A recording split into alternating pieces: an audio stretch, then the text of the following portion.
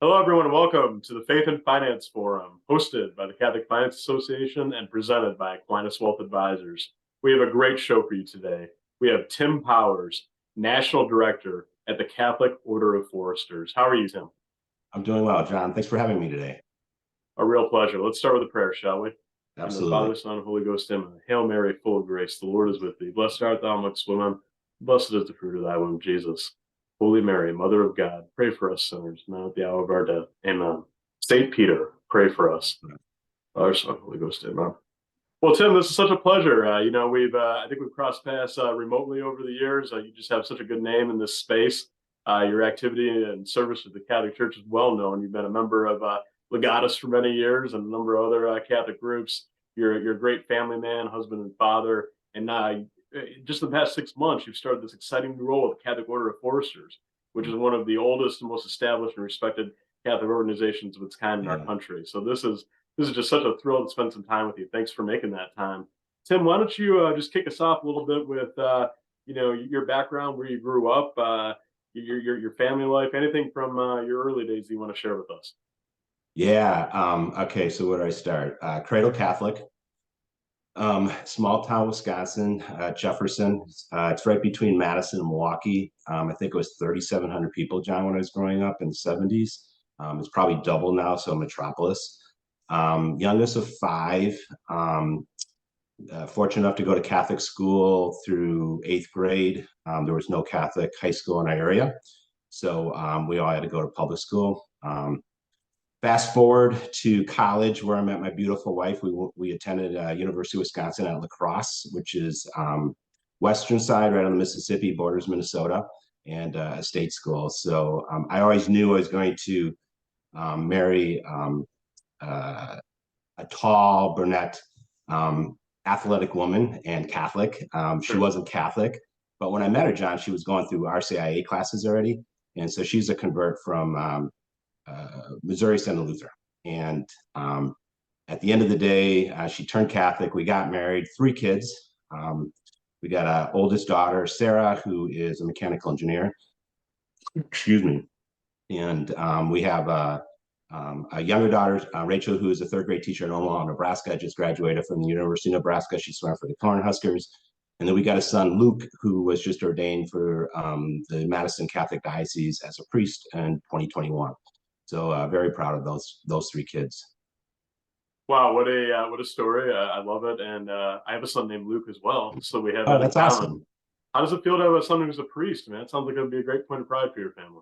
Yeah, so talking to a lot of Catholic people in my work and personally, um, they always ask how many kids, and I go through that little schmo like I just did now, and I always say Luke's a Catholic priest, and if they're Catholic, they always congratulate me, which really makes me feel uncomfortable, and I don't know what to say. It's probably the most proudest thing I can have a son do, right? Especially our only son. And at the same time, I just don't know how to react to it. I got good formation. I give it a 5 out of 10, growing up. But I tell everybody this, that I've got the best Catholic formation in the last 10 years since Luke started seminary out at Seton Hall University in New Jersey and in South Orange. Was where he went to college seminary. Then he was blessed to be sent over to the Pontifical North American College in Rome by our then Bishop Merlino and our now Bishop Donald Hying. And so he got great formation. And I learned more about our Catholic faith, John, from my son over the last 10 years than I did in my 57 years of life. So it's been very blessed to have him as a member of our family and now a Catholic priest. One of my favorite things to do is to go out and have some good seafood with him and share a bottle of wine. And I just literally bombard him with questions that I've never gotten to ask in religion education as I was growing up as a child. And we always has this debate back and forth. I always feel the Catholic Church needs to do a better job of reaching out to the lay and educate them.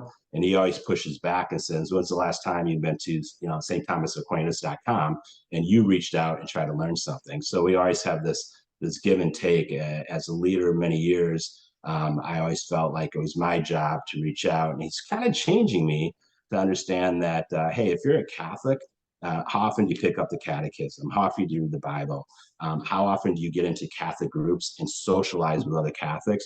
to learn what the faith is really about, not just theologically, but also just spiritually to yourself. So he's been a great asset to me personally. So to answer your question, I couldn't be more proud.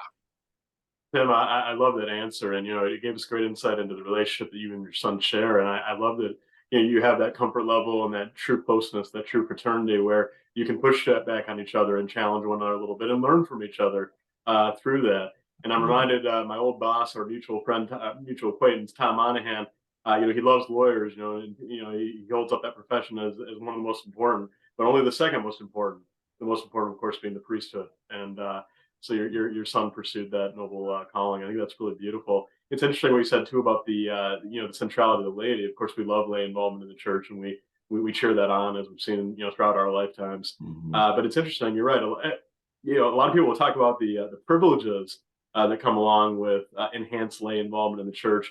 You don't hear as much about the responsibilities and the callings to learn, the callings to be very deep in your knowledge of the faith. And it sounds like your son has challenged that. Would you agree? Yeah, I would agree with that. Again, talking to him many times over the last 10 years as he's going through formation, now ordained as a priest. He's now a shepherd for one of the parishes in central Wisconsin, and the pastor for our diocese in Camp Gray. It's a Catholic summer camp for children. And so he takes this responsibility very seriously, and but he also reminds me that running the Catholic Church in the school where he's they got a school attached to the church, and being the chaplain for the camp, it's like running a business, and I often go back and forth of our businesses that we have owned over the years and these agencies that we ran, and these large companies on the investment insurance side. It's really no different with the aspect of the spirituality and the Catholic side of things. And he's 27, so there's a lot to learn yet, right, on the fiscal management side, and just employees and law and all that stuff. But we do go back and forth regarding leadership and how much you can really be a shepherd as a leader in a company, and therefore in the church too. And that's where he shines much better than I was. Man, I was rough around the edges at 27, John. I was nowhere near the leader that I am today. And he has just got such great formation to understand that it's a two-way street. And if your faith is really that important to you, are you doing what you can do as an individual to increase that faith on a daily basis to get where you want to be spiritually? If it's the most important thing in your life, you should bring it, like Tom Monahan and Legata says, into your personal and your professional life. And I've not done the best job at that, and Legatus has really helped. And so our son Luke has really helped me to realize that I can't just wait on the Catholic Church to do everything. He's one priest, we're one diocese, so forth and so on. So when I sit down and contemplate that, it's no different than the secular life that we all live in. And he makes good points when I talk to him about it. Very, very much so that I've come a long way, and how much I think the Catholic Church versus I have to reach out, right? Gosh, well said. So let's go back to I guess your story. Tell us about some of your first jobs out of college. What did you do when you get out? Yeah, so I have a psychology degree, and my goal was to go to University of Milwaukee. I applied for the marriage and family therapist program, and Mark and I got we were married 6 months out of college, so we were 23, so really really young, and she got the first position as a finance director and city treasurer back in my hometown of Jefferson where we lived. And I did not want to move back there. I'm like, I'm done with that small town. And it turned out to be great. But she started going back right away at the University of Wisconsin here in Madison to get her master's degree in public administration. That was her goal. And so I held off of going to get my master's degree. And then, we started having kids, right? And that happened. And so that was put on hold. And then I became a social worker. I was a licensed social worker and therapist in the state of Wisconsin for our local county. And I was doing child abuse investigations and juvenile delinquencies for the first 7 years, which is crazy every time I tell this story. And my best friend from college, his name was Paul Peterson. He got a degree in nuclear medicine and got a really good job for the late 80s as a chief nuclear med technician at a local hospital. and was making way more money than me. And he calls me one day and says, "Hey, I'm taking this job at this broker dealer." And I'm like, "What's a broker dealer?" And he's in the middle of getting his CFP. And I asked him what that was. And I just thought he was crazy. I watched him for the first 2 years, next 2 years, be more happy, make a lot more money, and play a lot more golf. And I said, "Get me an interview." And so he got me an interview with the existing broker dealer he was at, and of course, not knowing how the industry worked and what have you, they seemed more excited to have me than interviewing me, and so I ended up accepting that position, and it was really tough 2 years. Right, you're building a book of business that we all get into, and everybody wants to be this great financial advisor, insurance agent, and trade stocks and bonds and all this cool stuff, but nobody wants to go find that client, right? And so it was a really good lesson for me because I never had to go do that in my life before. But Paul really held my hand. And if I could say anything to anybody that watches this, that if you're in the middle of doing that and you think about quitting, like I think I quit 300 times in the first 6 months in my head. But it was a very good it was a very good lesson. And my friend Paul, as I said, anybody takes something from this is that find a mentor, find somebody that will take you underneath their wing and show you the ropes and show you that if they could go back knowing what they know now to day one, what would they do differently? I think that's a really masterful question to ask somebody who's successful in the financial services business. And Paul did that for me for like the first 5 years, and so that worked out really well. Right at about that time is when I got into management. They said, "Hey, there's this management track. Do you want to do it?" And again, just being ignorant, naive, I said, "Sure, let's try it." And so that went well. I started building an agency inside of an agency, and then still doing my book of business, but a lot less. And then moved to my second and only other broker dealer that I've been at, where I've been for the last 20 years. And then that management track grew into becoming a general agent for a Fortune 100 company in a few different cities, and which was very, very different than the thought I had when I joined the industry about building this book of business. Because I had no idea, John, at the time, that there was this another track called management right within our business. I feel like I've always been a better manager than an advisor. Love meeting with clients, love doing the technical stuff and what have you. But I really like doing this, and I like talking to other John Knowles and producers from other companies, and getting nuggets from their everything I know is stolen from somebody, right?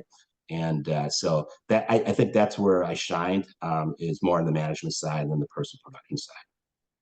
Wow, great story. And you're right. Hustling for that first client is quite an experience, as many of our listeners know.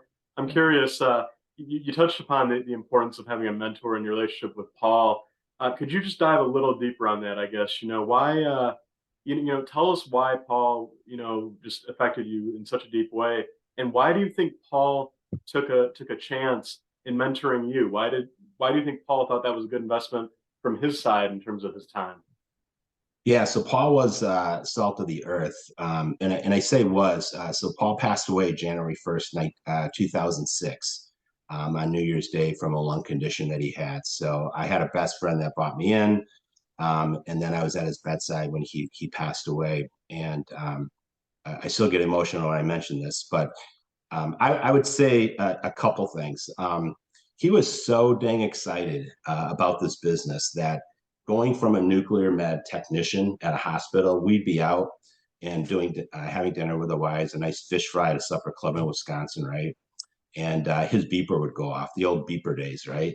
And he would have to go in the hospital, and we wouldn't see him. He'd get back home at 3 o'clock in the morning. We were long gone. I had to drive home, and that happened more than not, and that really bothered him. And then it's very prevalent today, but back then in the late 80s and early, I'm sorry, the 90s, late 90s and early 2000s, um, entrepreneurship just wasn't as prevalent, and be able to work remotely and personal PCs and phones, we just didn't have them.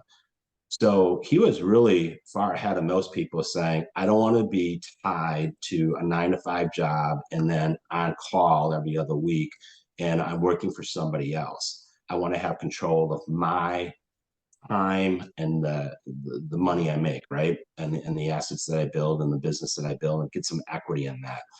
So he had talked to a couple of friends that were acquaintances that were already in the business and built a nice size book of assets under management, insurance practice, really doing financial planning, comprehensive.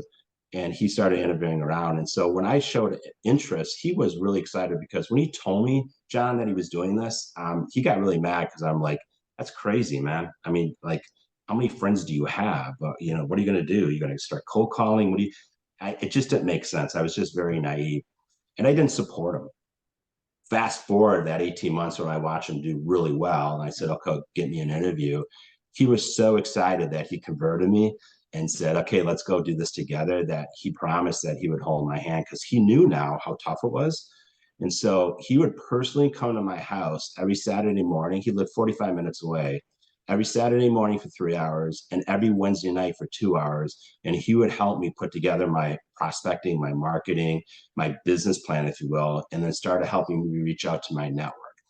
Again, because I was just very ignorant, very new in the business, like most people.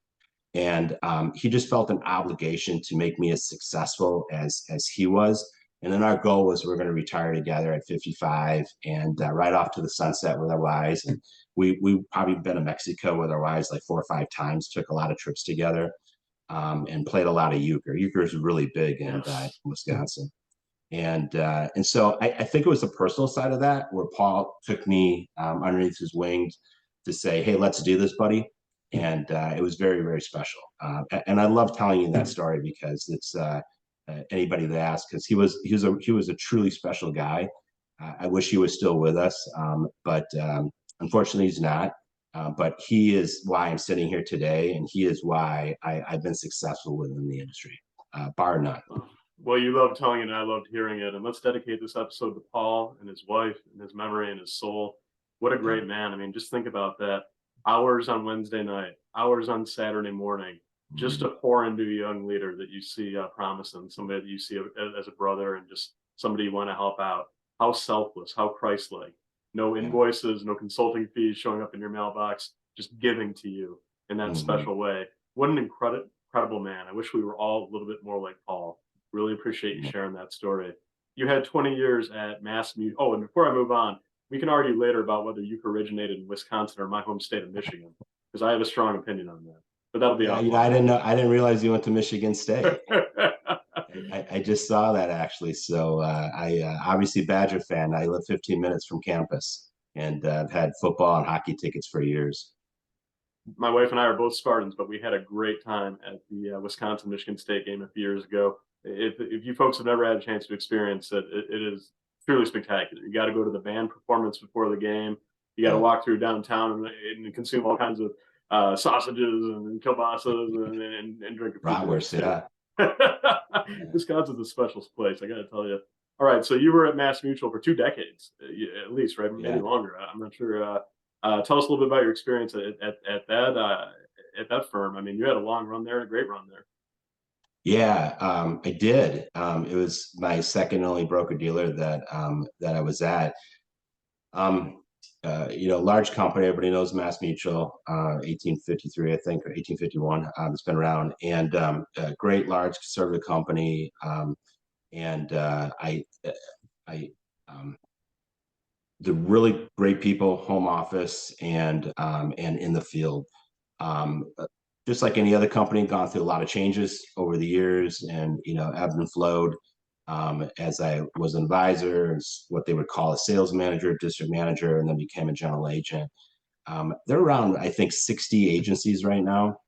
They were well over 100, and now they cut that in half. Remember the days when anybody would die to have 100 people in their agency, right? And now if you have 100 people at MassMutual in your agency, you're a small agency. So they went to this large agency mantra over the last 5 to 6, 7 years after they bought MetLife in their broker dealer, their whole career agency system in the broker dealer, like 7, 8 years ago. Don't mark me on that exact date.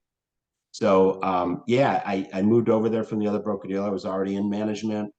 We had a handful of most of our advisors and staff that followed us. Quickly moved up the ladder in their sales manager rankings and how they did that back in the early 2000s.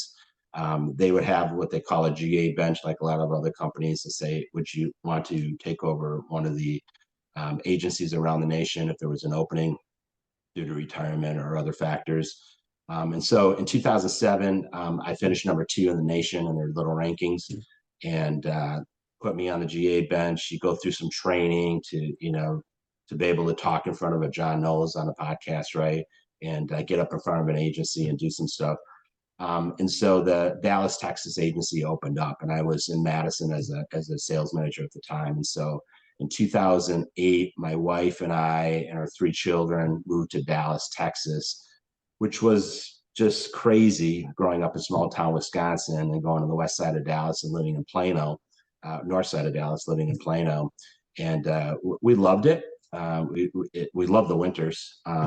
They were great. I remember golfing at the country club we lived on and belonged to on February 14th on Valentine's Day, the second year down there. And I got so sunburned, and people in the office are like, I can't believe you didn't put sunburn on or sunscreen on. And I'm like, it's February 14th. I'm like, why would I do that? And you just forget that you're in the South, but it's a great area. And did that for 2 years. They reached out and said, your old agency in Wisconsin has an opening. Do you want to go back home to your old agency? And at first we said no. We really acclimated the kids, and Margaret did, and I, over the second year down to Dallas, because when we moved down there, we didn't know a single person. And probably about 2 weeks later, Margaret and I had this talk, and it was kind of like a Brady Bunch moment. And we decided, hey, it's best to go home. Her family's here, my family's here. My parents are getting older. Her mom's getting older. Kids could go right back to the Catholic school, their hockey team, their swim team. And we made a decision, let's accept it, let's go back. So 2 years to the date from when we left, we landed back in Dane County Regional Airport in Wisconsin, in Madison, and we took over that agency here in Madison. Fast forward, there's consolidations and what have you. And that Madison agency was moved into one of the larger agencies in Indianapolis. I think there's probably about 14, 15 agencies in the Midwest. I think there's 3 now for Mass Mutual. And then one of my best friends out in Virginia said, come on out and help me run this agency out here for Mass. So I did that for the last 3 years. I was going back and forth, John, from Madison, Wisconsin to Virginia Beach. And sometimes without Margaret. And I was out there a couple weeks by myself at times, and highly recommend not to do that, by the way. It was tougher than I thought. It was kind of cool the first year, but I moved out there right before the pandemic hit. And sometimes I'm sitting out there and I'm like, what am I doing, right? But great company, great agency, great people, and it's very robust. I would absolutely refer to people to Mass Mutual if they're looking for a nice size broker dealer insurance company. To start their business, but they've done a great job over the years of acquiring a lot of producer practices because they really up the value proposition of what they can offer for experienced producers. So truly enjoying my time. But when this reached out, Catholic Order of Foresters, was something that I really had to reach inside of my Catholic soul and say what's really important to me. As you said, Tom Monahan and the Goddess, and that mission, and I just felt like I was not doing a good job. I don't think I would ever jump on this podcast if I was still on Mass Mutual and do this, which is true but sad a little bit. And now being a Catholic Order of Foresters, opening an agency prayer or a home office, just like you and I did, is just something I'm not used to. At the same time, it's just been really, really fun to be there. Over the last, like I said, just moved there in November. Awesome. At the halfway point in our show, we're on with Tim Powers from the Catholic Order of Foresters, talking faith, finance, family, all the good stuff. Speaking of Mass Mutual, I hope our friend of the show, Joe Maley from the Mass Mutual branch in Southeast Pennsylvania, is listening. We got to have Joe on the show sometime too. Joe's a great guy. Yeah, dear friend of mine, and he's a great general agent there in Pennsylvania. Yes. Yeah, great example of leader that Mass Mutual attracts for sure. So Tim, you mentioned in a moment of humility and introspection that you think you're a better manager than an advisor, perhaps. As a manager, as a leader of professional people, run through some of your principles for us. I mean, what do you think you stand for as a leader? Yeah, it's a good question. I think just stepping back, I think that's a question that more leaders need to ask themselves. And again, I did a poor job of doing that. You know how you get together, and if you're running a business and you do your mission and vision statement, and you argue with some consultant for 2 days, and then you put it up on the wall and everybody forgets about it. It was that important, right? And so I like to do more of the personal ones. And I could tell you that the faith one becomes really, really big. And I always like to say, when I was talking to producers at another company, and maybe they were looking to make a move, or some of our top producers too over the years, what are you going to be thinking about on your deathbed? Is it really, hey, I just got another $100 million of assets in 2020, or we got a second house in Naples, Florida, or whatever it is? All great stuff, but is that what you're going to be thinking about? And so when you get down to it and make it very personable, I think that's what a leader needs to do. I had a couple leaders early on in the industry that did a really good job of showing me how not to do it. And unfortunately, they're not with us anymore. And I think that was their demise, is that they did not do a very good job of really understanding who they're trying to work with, and why. So not to be cliche, but if you have people working with you and leadership is your position, do you ever ask yourself what that means? Because really can't manage anybody. And I remember the first time reading Servant Leadership and somebody understanding what that is, and really, being coached into it. I wish I learned that years ago. But I would say the biggest thing is understand the people that are working with you and maybe that report to you, and what is their why? Why are they doing this? That they're with you working as a team, and then can you help them get there? I think the greatest thing that we could do is create more leaders and repeat ourselves.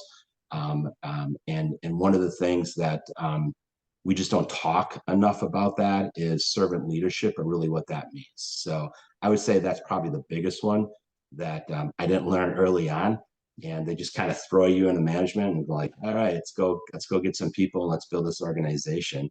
But you get them aboard and you don't know what you're doing. And so it really takes you. I think one of the Kinder brothers, said you're going to be the same person you are now and 20 years from now, besides the people you meet, the books you read. And I didn't realize how true that was, right? How many people you hang out with, you're the average of those 10 people, and then how much books really make a difference. But it wasn't really until far in my life that whole faith thing came into it, and going, okay, there's this other part of it that if this is really important for me, it's going to be that which I'm going to be thinking about on my deathbed, not how much production my agency did for XYZ company. And so I would say keep it real, make the major thing the major thing.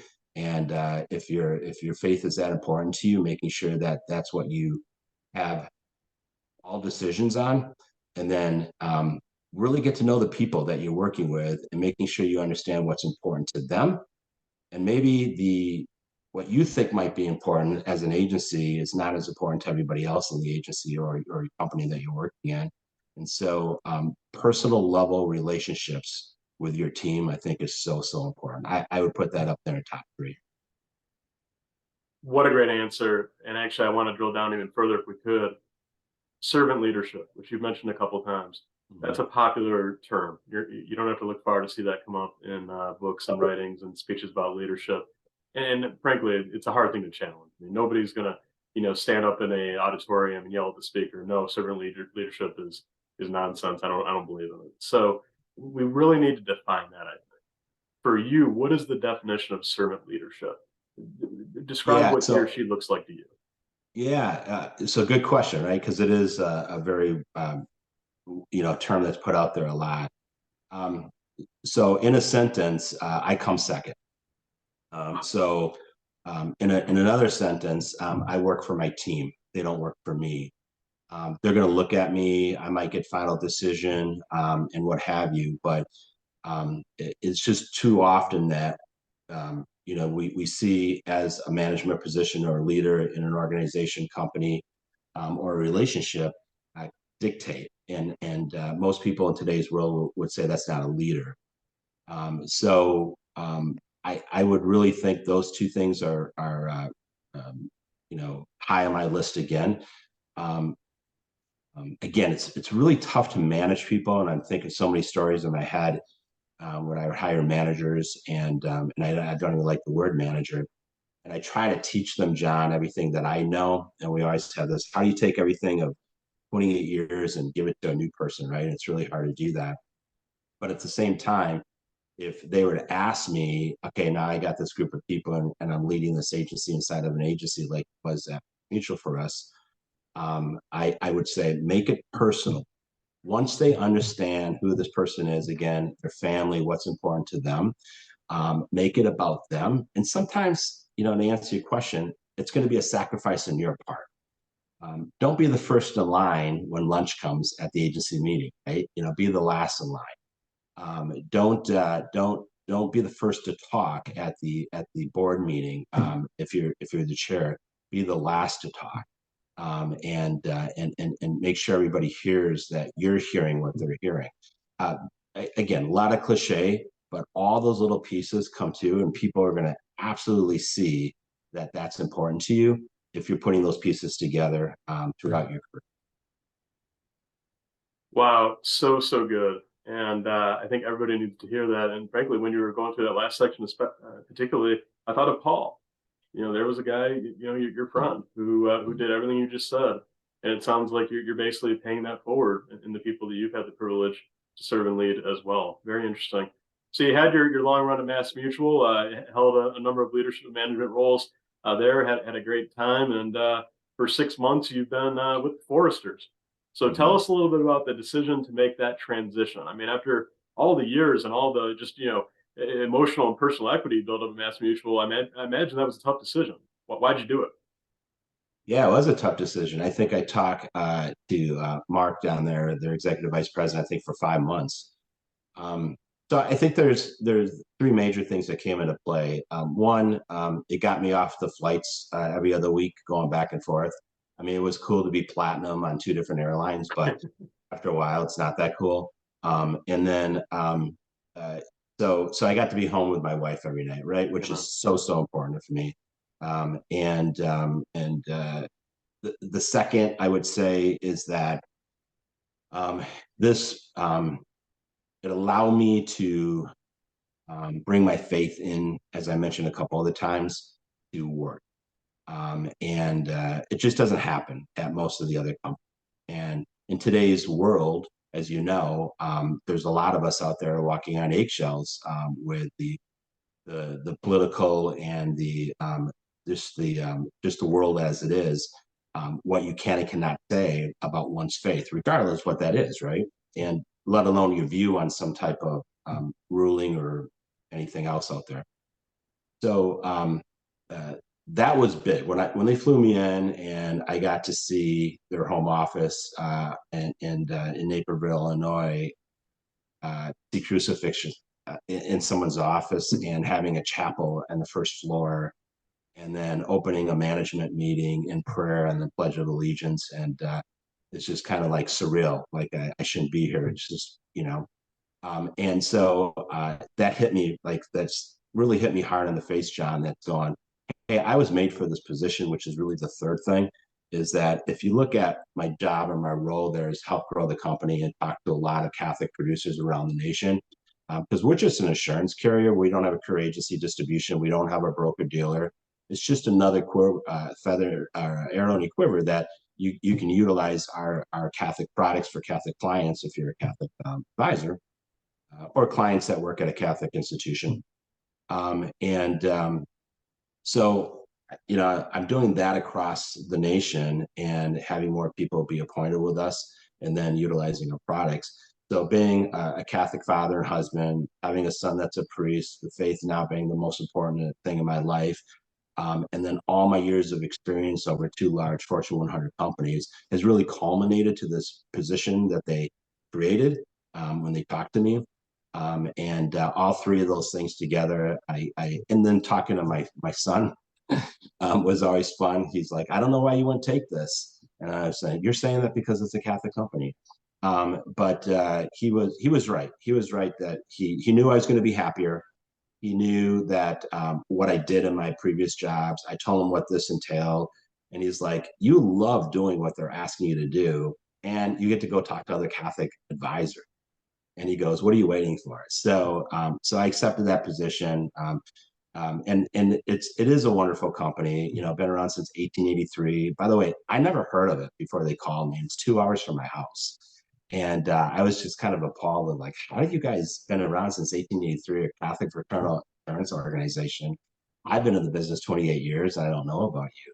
So that's part of my job, right? Is getting that out there because I think most Catholic advisors have not. No, that's great. So 1883 it started. Why is it called the Foresters? Yeah, it's a great answer. My son wanted to know if I was going to work in the woods here in northern Wisconsin. So if you look it up, it's a 1883. It's a there's other organizations that have that word in it around 1800s. That means doing good. Paraphrasing very. I should have that definition. Probably knew you should ask that. Everybody does, but it's an older term. If they change their name, they may not in the future. Certainly won't take the word Catholic out of that. A lot of the other Catholic fraternals have done that and changed their name. We're very proud of the name and what it is stands for. And they have this great memorabilia room and at the home office in 1883 when it started, it was 42 men that laid $1 on the desk to start this insurance organization. Amazing. And that desk, and it was at Holy Family Parish in downtown Chicago. And that desk is still in our home office. It was a gift, and it's a great story. But yeah, great organization, and I just didn't know something like this existed because I just never looked at a fraternal organization. It's incredible legacy that you now steward, and what a great story about its founding. And if I could just weigh in, keep the name Foresters. I think it's cool and memorable. And I mean, it's your Gotcha. name. Yeah, I'll keep it. let I'll let Greg know, our CEO. Thank you. Tell me about your vision for your position. What are you trying to accomplish in this role? Yeah. Reiterating what I just said, the biggest thing right now um, is trying to look at, I would say, avenues to not just get our name out there and market the name. We got great marketing people there, a super great marketing department, but more on the advisor side. And I think there's more Tim Powerses out there that have been in the business 20 plus years that did very well for themselves in the personal practice and their management that doesn't know who COF is, and they should, because this is the only company that I know that has these products. There's no other insurance company that has these specific products, very good products. But like I think when we had talked earlier, like a fraternal legacy rider where they give the foresters give 5% of the death benefit to the owner's Catholic charity of the choice. As long as it's Catholic, as long as it's a 501c3. So I buy $1 million term policy. Good Lord takes me, my wife gets $1 million.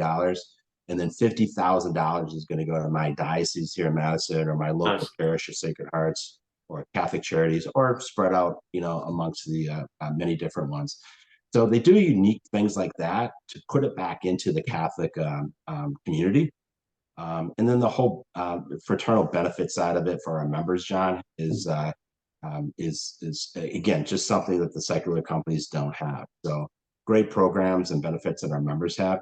Every person that buys a policy, if it's an insurance and the annuity side, will be assigned to one of our courts. I think we're over 300 courts nationwide. And those courts, you kind of look at as a social club. So they get together and they'll do like spirituality tap-ins. They'll do adopt a seminarians. They'll do voluntary events, and they get together. Some more active than others. You don't have to be active in the court, but you're assigned a court, and there's a lot of benefits that comes along with that. Again, just looking at another more secular insurance company, those benefits aren't there. But they've done a really good job of building these great benefits, these courts, all the scholarships and all the programs that they put out, the mission trips they do for college and high school kids. They do a program called Feeding God's Children that we've had thousands of people participate over the last 10 years over the nation through these courts. And so it is a true fraternal organization where we take that serious, and our members are very, very important to us. So my job is to get more members, of course, ultimately is what we want. And in order to do that, John, we need more advisors. We don't have like 10,000 advisors like Mass Mutual or Edward Jones. And again, no career agency distribution. We're just asking advisors to be appointed with us as a broker contract, and then they have access to our products. So I look at avenues and what's the best way to do that, and how do we get in front of these advisors to make sure that they're aware of COF, our product, and the benefits that their clients would have if they buy our policies. So are you calling for advisors that like what you're saying and would like to learn more to reach out to you? Is that part of your call to action today? And that would be the best thing that could happen, is me to be introduced to more John knows, and Aquinas Wealth I know is a great sponsorship that you guys deal with, and it's funny, until I took this position, I didn't realize how many people do actually hold themselves out there as a Catholic advisor, but most don't, and so that's really the hurdle, that you have thousands of advisors that are licensed, securities, FINRA licensed, and also insurance licensed in states that don't put that out there. If you go to LinkedIn, you see somebody belongs to Legatus, you got it. But just because they went to Seton Hall University or Marquette doesn't mean that they're Catholic. So, Not necessarily. That's true. No, not necessarily, not anymore. So that's the hurdle, right? That we try to find out. Hey, is John Catholic? And I want to make sure that you know about COF. So yes, I would love to meet as many Catholic advisors as possible, so they can hear the story. They could be appointed. It takes 5 minutes to be appointed to answer questions. They'll be appointed in a couple of days, and then they have access to our products. So when they're dealing and doing their financial plans for their clients and their company owners, they can compare our products to the usual products that they're selling right now. I would tell you two big reasons why a lot of them get appointed with us. By the way, nobody says no, because if you're a Catholic advisor, it's not like you're moving your book from another broker dealer. We don't have a broker dealer. We're just an insurance carrier that you have. And so they would tell you that the 5% legacy rider is great, because the local diocese development directors and the parish development directors and the Catholic charities love that, right? The second is that I know you had Chad from Ave Maria on last month, a couple months ago, and he did a great job. So all of us as advisors over the years dealing with Catholic clients, and they would want Catholic investments that align with the Catholic Church's teachings, right? Do a Catholic overlay. What I didn't realize until I was contacted by Catholic Order of Foresters and joined them is that secular companies, Mass Mutual and all these other companies that I've been appointed with and worked with, they're great companies. They got great products. They've done well, obviously, over the years, but they don't have to follow any type of restriction. So we have our reserves and our surplus at the Catholic Order of Foresters that is invested in line with the teachings of the Roman Catholic Church. And I never thought of that. So I'm using Ave Maria funds or Dana Investments out of Milwaukee, and we're doing these Catholic overlays, right, for our clients. And then I sell them XYZ that's been around for years, but it's a secular company. And I'm going, hey, their $2 billion in reserves is not invested the way that your portfolio is. Does that make? I just never put the insurance part of it together. And going, hey, you're using investments of Catholic overlay. Why aren't you doing that on your life insurance and disability insurance and your annuities, right? And so that was the aha moment. So when I bring that up to advisors, hardly anybody understands that, and they're like, "Wait, say that again," because investments, Catholic overlay, your insurance company, no Catholic overlay, and it doesn't jive when you're putting this portfolio together with the client, or I should say, the complete financial. So I say those are the two big reasons that people like advisors of the Catholic side that this makes sense. And then the great products that they're actually utilizing, because it's just very, very unique within the industry. Well, and just to make sure nobody missed it, Tim has this 140-year-old institution, this great organization within the church that has all these great products, and he's looking for advisors to call him. So please do, if you're listening to the program today. Hey Tim, you mentioned the investments aligned with the teachings and laws of the Catholic Church, and obviously that's something this program cares about a great deal, and many of the organizations we're associated with you as well. How do you guarantee that? Most Catholic organizations that make that claim, that make that promise, have some type of structure within their organization to guarantee that their investments are truly aligned with the teachings and laws of the Church. How do the foresters handle that priority? Yeah, it's a good question. I don't know if I'm going to get as technical as you want, being there 6 months. But Mike Deering is our chief investment officer, and his team is tasked with investing our reserves or surplus and making sure it follows those guidelines.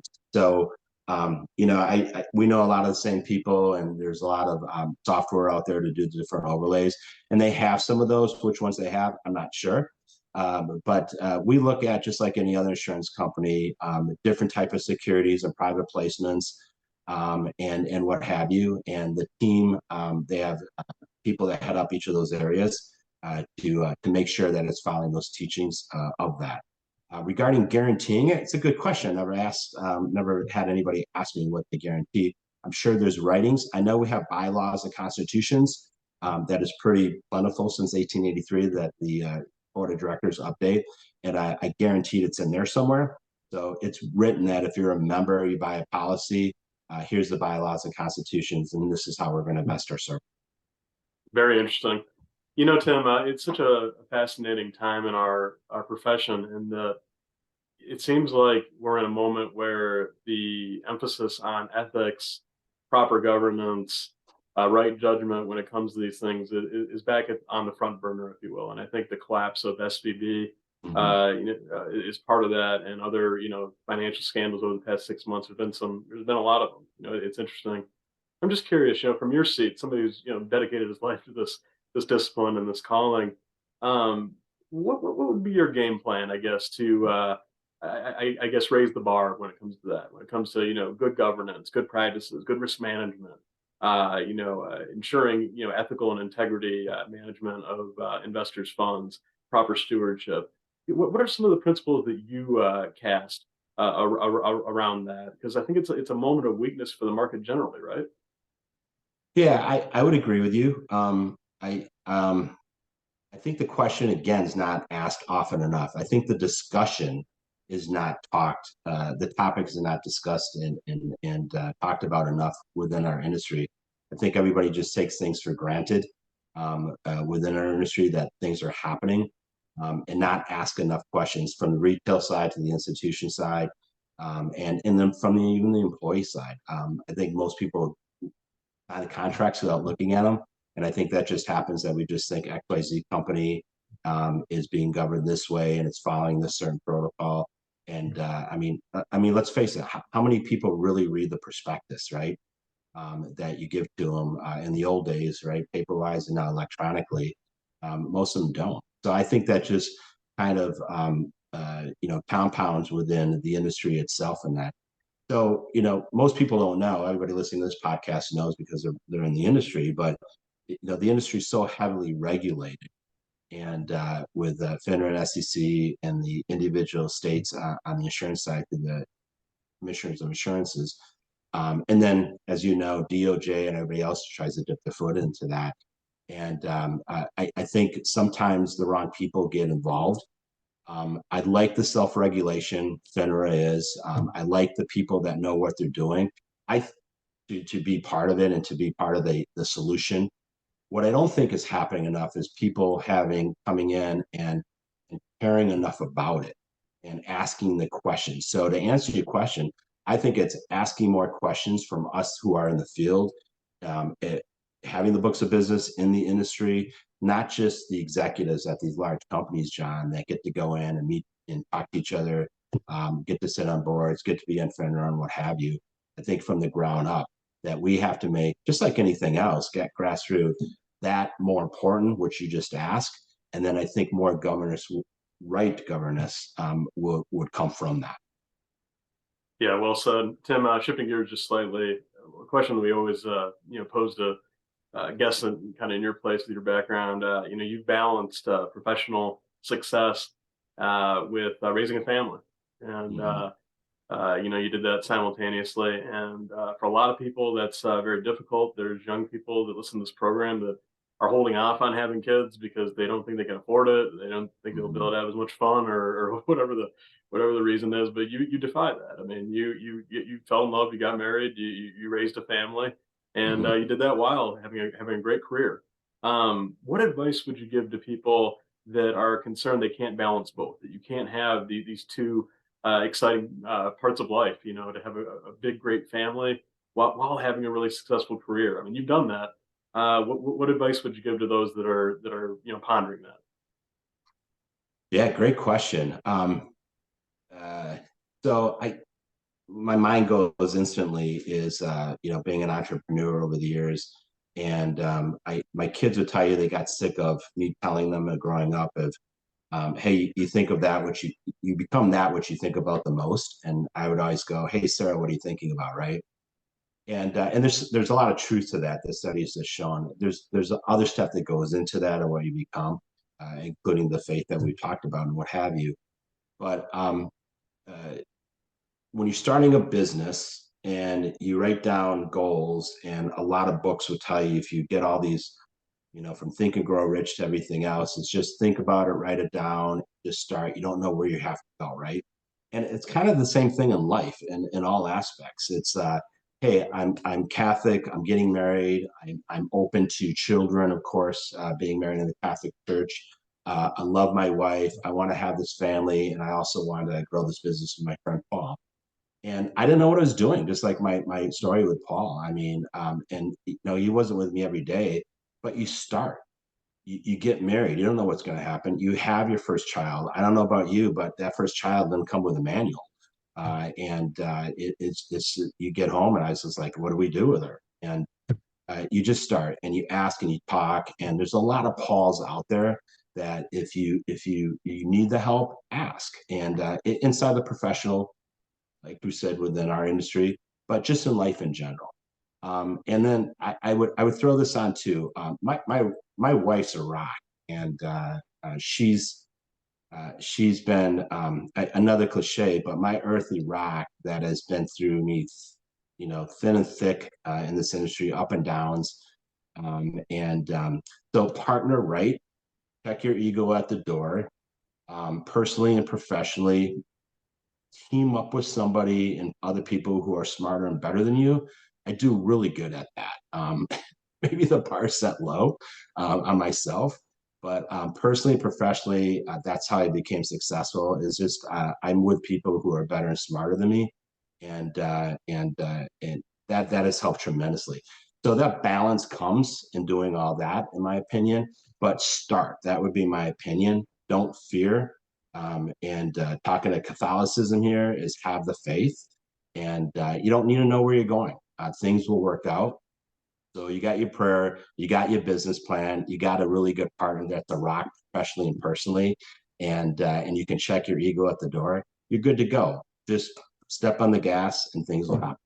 Yeah, be not afraid. I love it. Be Hey, not one afraid. I thing, like that. another thing I want to touch on. You mentioned earlier that you felt one of your core leadership principles that has fueled some of your successes, the ability to connect on a deeply personal level with members of your team, people that you manage, and I think that's so true. But it's also something that it's hard to get perfect, right? Because it's like you don't want to get too comfortable, too casual, where you're like buddies or whatever. You know what I mean? You don't want to. I don't know. You have to strike the right balance, I guess. What I'm saying, to maintain your credibility and your authority and your standing as a leader, but also, like you said, develop very strong personal chemistry, a sense of closeness and trust, and all the things that generate good teams and good relationships between coaches and players.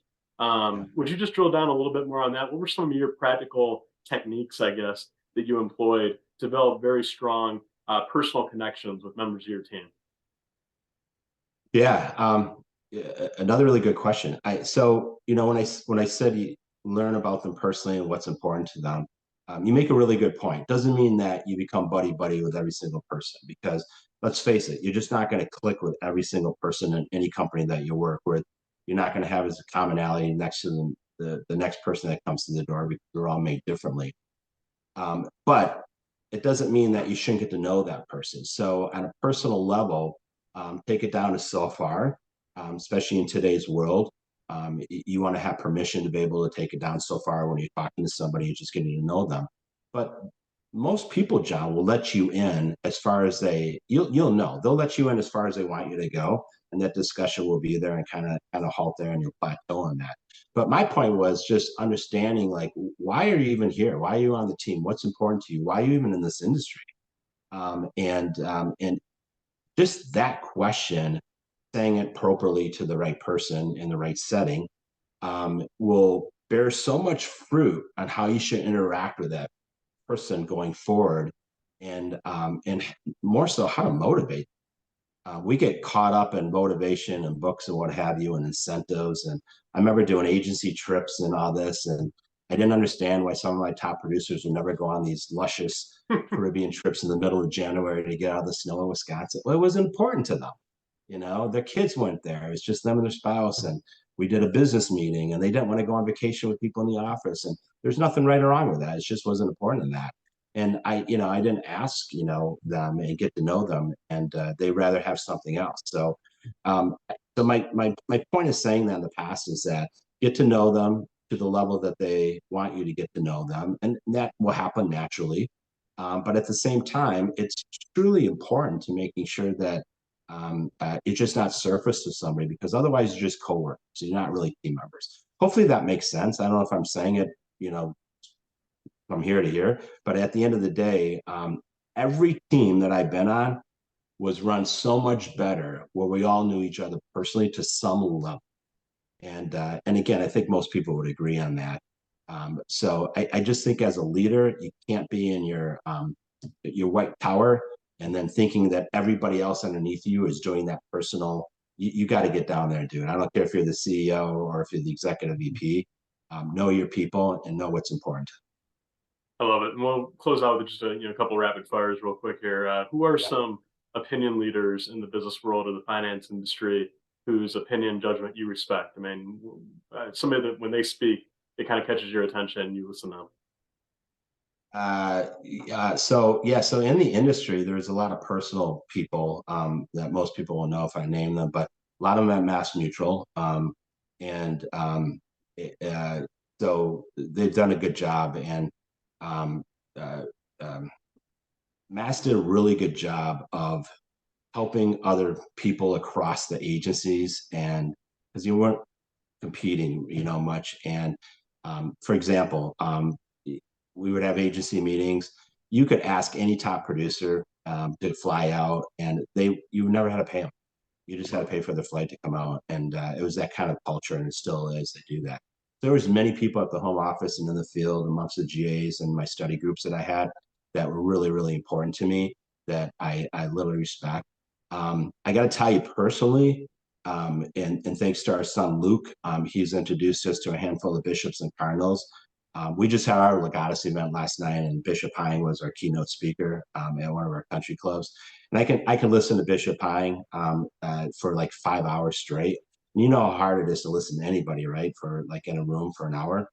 And he's just great. My wife and I just got back from the Holy Land where he did a pilgrimage for 115 people, and to have him on the bus and to have somebody who's been around the horn, has been ordained, been to the bishop, obviously very Catholic, holy man, but he understands business, and that's very, very refreshing to see somebody that understands that. And so on the personal side, many friends and families. But as my faith continues to grow, there's so many great people, John, on the side of the Catholic Church that have done, I would say, made a bigger impression on me than and a lot of people than where people think. The question is just not asked. Well, you are Bishop fortunate to have that kind Bishop of Hine is relationship. one of those people. No, he's incredible. I mean, how fortunate are you to spend a lot of time with him? What was a highlight from your trip to the Holy Land? Man, that's a loaded question. There was a lot. I didn't realize how small Israel is. I mean, it's the size of New Jersey, the whole country, right? And I didn't realize how many of the holy sites are so close. Like, how many holy sites are just inside the Holy Sepulchre itself. of the Church of the Holy Sepulchre. But I would tell you that I love Mount Tabor. I don't know why that hit home, and the Church of the Annunciation hit home for me. And I want to go back because you're supposed to be on this pilgrimage, and it's really hard to be doing the Way of the Cross and then and at the Holy Sepulchre without taking pictures as you're sitting there praying and you're stopping all these different places and doing that. So I think I was an okay pilgrim. I would put my camera away and not bring it out next time, and get more of the spiritual side of it. But I highly recommend that. If you haven't been there, go on a pilgrimage with your local ICs, bishop or priest, and or anybody's bishop or priest. And it was pretty special. Holy Week last week took on a whole different meaning for Margaret and I being there a few months ago, and because we saw all these sites, and it just was more reality as they're reading the Passion to us in church on Palm Sunday and on Friday. Tim, what a blessed time to cross paths with you. I mean, your son, Father Luke, your Yeah, new job with the Foresters, yeah, trip to the Holy Land, just all kinds of exciting things going on in your life, and just a real explosion in your ability to serve the church and the mission of Christ. And we just, on behalf of everybody here at the program, the Catholic Finance Association, Godspeed to you. We'll be praying and pulling for the Foresters. I hope everybody will check out the Foresters website. It's a really interesting organization. I know you'll enjoy getting to know it. In terms of you, Tim, how can our viewership connect with you more? Are you on social media, or do you welcome intake on your email and phone? How's best to continue the conversation? yeah. So obviously, they can go to CatholicForester.org, which is our website, and they can call my business line at 608 206 4992. And that would be my personal line. I'd love to meet any Catholic financial advisor. Again, it's just a broker contract, adding as an insurance carrier. And then they can find me on LinkedIn, obviously, too, at Empowers in the Catholic Order of Foresters. Well, Tim, go for it, and great success to you. Thank you for your time today. Well, thank This has you. been. Yeah. Thank you, You're welcome. John. You're welcome, my friend. Yeah. Thank you. So this has been the Faith and Finance Forum, hosted by the Catholic Finance Association, presented by Aquinas Wealth Advisors. We'll see you next time, folks. Have a good weekend. God bless.